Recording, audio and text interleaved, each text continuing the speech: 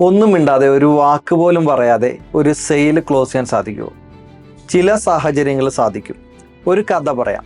2014-15 കാലഘട്ടം ഞാൻ വാക്വം ക്ലീനറിൻ്റെ സെയിൽസുമായിട്ട് നടക്കുന്ന സമയമാണ്. അപ്പം നമ്മൾ രാവിലെ ഓരോ വീടുകൾ, ഡോർ ടു ഡോർ സെയിൽസാണ്. രാവിലെ വീടുകളിൽ ചെന്നിട്ട് ഒരു അപ്പോയിൻമെൻറ്റ് ചോദിക്കും. ഈവനിങ് വന്നിട്ട് ഒരു ഡെമോ കാണിക്കട്ടെ എന്ന് അപ്പോയിൻമെൻറ്റ് ചോദിക്കും. ഒരു ദിവസം ഒരു വീട്ടിൽ ചെന്നു, ഒരു അപ്പച്ചനാണ്.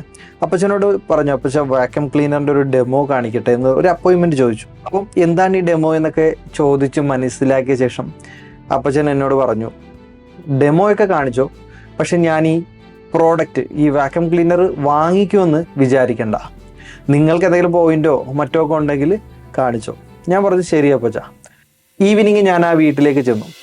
ഞാൻ ആ വീട്ടിലേക്ക് ചെല്ലുന്ന സമയത്ത് അപ്പച്ചൻ ഒരു ട്യൂബ് ലൈറ്റ് മാറിക്കൊണ്ടിരിക്കുക. വീട്ടിൽ വേറെ ആളുകളൊക്കെ ഉണ്ട്. പെട്ടെന്ന് ആ ട്യൂബ് ലൈറ്റ് താഴെ വീണ് പൊട്ടി. അപ്പോഴേക്കാണ് ഞാൻ അവിടെ കടന്നു ചെല്ലുന്നത്. അപ്പം അപ്പച്ചനും വീട്ടുകാരും എല്ലാവരും കൂടി അതൊന്ന് വൃത്തിയാക്കാനായിട്ട് ചിന്തിച്ചുകൊണ്ടിരിക്കുകയാണ്. എന്താണ് ഈ ട്യൂബ് ലൈറ്റ് താഴെ വീണ് പൊട്ടിക്കഴിഞ്ഞ് കഴിഞ്ഞാലെന്ന് വെച്ച് കഴിഞ്ഞാൽ അതിൻ്റെ ചെറിയ ചെറിയ ചില്ലാണല്ലേ, ചെറിയ ചെറിയ ചില്ല് തരികളും മറ്റുമൊക്കെ അവിടെ ഉണ്ടാവും. ഞാൻ പെട്ടെന്ന് പറഞ്ഞു, ഇതിങ്ങനെ വൃത്തിയാക്കിയേ പോരാ, കുട്ടികളൊക്കെ ഉള്ളതല്ലേ, കാലിലൊക്കെ കയറാം. 1 മിനിറ്റ് എന്ന് പറഞ്ഞിട്ട് ഞാൻ ഈ വാക്വം ക്ലീനർ ഒന്ന് പ്ലഗ് ചെയ്ത് തരുമെന്ന് ചോദിച്ചു. അതിനുശേഷം 2 മിനിറ്റ് കൊണ്ട് ഞാൻ ആ കൃത്യമായിട്ട് വാക്വം ക്ലീനർ ഉപയോഗിച്ചിട്ട് ട്യൂബ് ലൈറ്റ് വീണ് പൊട്ടിയ സ്ഥലമൊക്കെ കൃത്യമായിട്ട് വൃത്തിയാക്കി. അതിനുശേഷം ഞാൻ പറഞ്ഞു, ഇനി ഈ പ്രൊഡക്റ്റിനെ കുറിച്ച് പ്രത്യേകിച്ചൊന്നും പറയണ്ടല്ലോ. വാങ്ങിക്കില്ലെന്ന് രാവിലെ പറഞ്ഞ അപ്പച്ചൻ അപ്പോൾ തന്നെ ഒരു വാക്വം ക്ലീനറും വാങ്ങി. അത് മാത്രമല്ല, അവിടെ വീട്ടിൽ ഗസ്റ്റ് ഉണ്ടായിരുന്നു, വേറെ ആളുകളൊക്കെ ഉണ്ടായിരുന്നു. അങ്ങനെ എനിക്ക് റെഫറൻസ് സെയിലും കിട്ടി.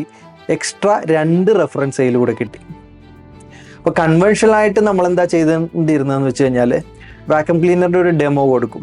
അപ്പം നമുക്ക് വേണമെങ്കിൽ ഇതൊക്കെ ഇഗ്നോർ ചെയ്തിട്ട് ഒരു ഡെമോയിലേക്ക് പോകാം. അങ്ങനെയാണെങ്കിൽ തീർച്ചയായിട്ടും അവിടെ ഒരു സെയിൽ സംഭവിക്കാനുള്ള സാധ്യത വളരെ കുറവാണ്.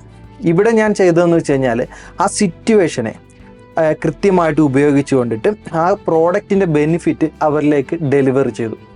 ആ ബെനിഫിറ്റ് കൃത്യമായിട്ട് അവർക്ക് മനസ്സിലായി, കസ്റ്റമർക്ക് മനസ്സിലായി. അങ്ങനെ ആ സെയിൽ മനോഹരമായിട്ട് ക്ലോസ് ആയി. അപ്പോൾ ഇങ്ങനെയുള്ള സിറ്റുവേഷൻസിൽ നമുക്ക് പ്രത്യേകിച്ചൊന്നും സംസാരിക്കേണ്ടി പോലും വരില്ല. ആ സിറ്റുവേഷൻ ഐഡൻറ്റിഫൈ ചെയ്യുക എന്നുള്ളതാണ്.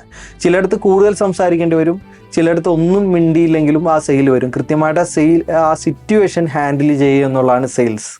അപ്പം ഇതുപോലുള്ള രസകരമായുള്ള സിറ്റുവേഷൻസൊക്കെ നിങ്ങളുടെ ലൈഫിലും, സെയിൽസിൽ വർക്ക് ചെയ്യുന്നവരാണെങ്കിൽ നിങ്ങളുടെ ലൈഫിലും ഉണ്ടാവും. അതൊക്കെ കമൻറ്റ് ചെയ്യുക.